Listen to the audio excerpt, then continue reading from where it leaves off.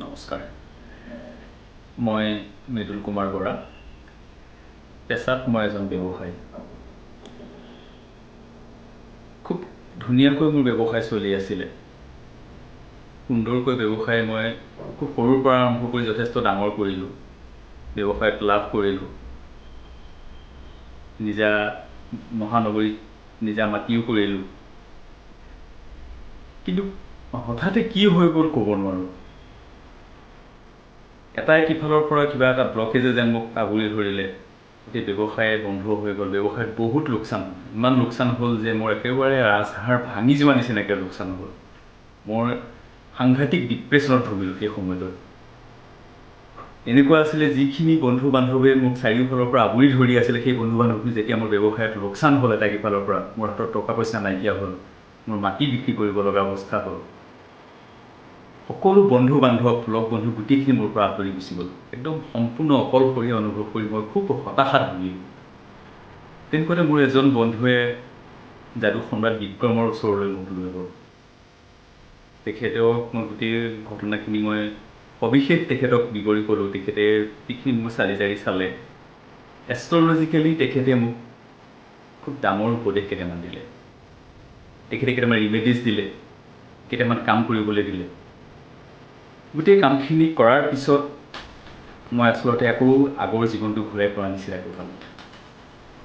মই আচলতে তেখেতক কি বুলি ধন্যবাদ জনাম সেই কথাটো মই নাজানো। মই ভগৱানক পূজা কৰোঁ, কিন্তু মই ভগৱান দেখি পোৱা নাই। কিন্তু মোৰ চকুৰ সন্মুখত ভগৱান সদৃশ এগৰাকী মানুহ পাইছোঁ, যিগৰাকী মানুহে মোক বোকাৰ পৰা আকৌ তুলি আনিছিলে। মই যেতিয়া একেবাৰে সৰ্বস্ব হেৰুৱাই মই বোকাত পৰিছিলোঁ, বোকাৰ পৰা তুলি আনিছিলে। মোৰ এনেকুৱা লাগিছিলে ৰজা হৰিশ্চন্দ্ৰই যেনেধৰণে চণ্ডাল হৈ শ্মশানত থাকিব লগা হৈছিলে, পিছত সকলোখিনি ঘূৰাই পাইছিলে, ঠিক তেনেধৰণে সেই মোক সকলোখিনি ঘূৰাই দিয়া মানুহজন আছিলে যাদু সম্ৰাট বিক্ৰম তালুকদাৰ। তেখেতৰ ওচৰত আচলতে মোৰ কৃতজ্ঞতা প্ৰকাশ কৰিবলৈ মোৰ ভাষা নাই। তেখেতৰ ওচৰত মই কেনেধৰণে মই কৃতজ্ঞতা প্ৰকাশ কৰোঁ, কি বুলি ধন্যবাদ দিওঁ, আচলতে তেখেতক ধন্যবাদ দিব পৰা ধৃষ্টতাখিনিও মোৰ নাই। ইমান সুন্দৰকৈ তেখেতে মোৰ পুনৰ জীৱনটো ঘূৰাই দিলে। মোৰ এনেকুৱা লাগিছিলে যে মই হয়তো এই পৃথিৱীত থাকিম নে নাথাকিম। আৰু একেবাৰে সঁচা কথা ক'বলৈ গ'লে, দ্বিধাহীনভাৱে যদি সঁচা কথা ক'বলৈ যোৱা যায়, I was about to committed suicide. সেই সময়ত যদি মই বিক্ৰম তালুকদাৰক লগ নাপালোহেঁতেন, তেতিয়াহ'লে হয়তো কিন্তু মই আজিৰ এই জীৱন মই নাপালোহেঁতেন। আজি এনেধৰণে মই তেখেতৰ প্ৰশংসা কৰি দুআষাৰ কথা ক'বলৈ মই নাপালোহেঁতেন। তাৰ কাৰণে মই বিক্ৰম তালুকদাৰক অশেষ ধন্যবাদ, মোৰ পৰিয়ালৰ তৰফৰ পৰা অশেষ ধন্যবাদ। অন্ততঃ মোৰ পৰিয়ালটোৱে আজি মোৰ মুখখন দেখা পাই আছে একমাত্ৰ বিক্ৰম তালুকদাৰৰ কাৰণে।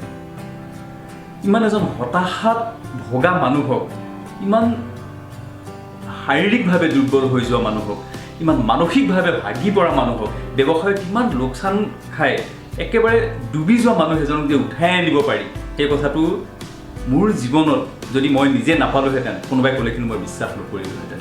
আৰু সেইটো একমাত্ৰ সম্ভৱ হৈছে বিক্ৰম তালুকদাৰৰ কাৰণে।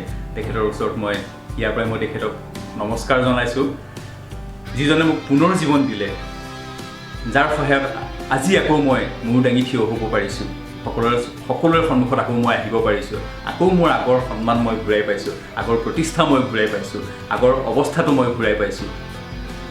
গতিকে সেই সকলো ফালৰ পৰাই মই যাদু সম্ৰাট বিক্ৰম তালুকদাৰক অশেষ ধন্যবাদ জনাইছোঁ। যদি আপুনিও আপোনাৰ জীৱনত এনে কিছু সমস্যাৰে ভুগি আছে, তেনেহ'লে আজিয়ে যোগাযোগ কৰক যাদু সম্ৰাট বিক্ৰমক। যোগাযোগৰ নম্বৰ 8822332200।